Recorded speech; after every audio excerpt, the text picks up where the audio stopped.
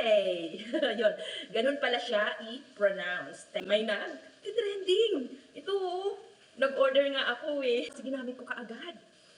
Ang ganda niyang gamitin, guys. Alam, mahilig sa mga balm, yung mga ipinupunas-punas or inihihilot-hilot. The best ito sa inyo. Ilalagay ko lang dito sa mga ganito, oh. Tapos, dito na rin sa ilong. Tapos, ihilot-hilot nyo dito sa mga ganito. Tapos, dito. Tapos, ang the best pa, sinubukan ko na kaagad sa kagat ng lamok. Kasi ako kasi, naghatin ako ng lamok. So, sinubukan ko rin. Paalala lang na hindi ito gamot.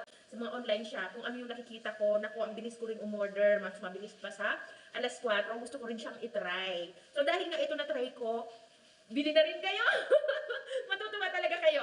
Ganda niya talagang gamitin. Effective siyang pangpaginhawa ng nararamdaman. Pwede natin siyang pangpakalma.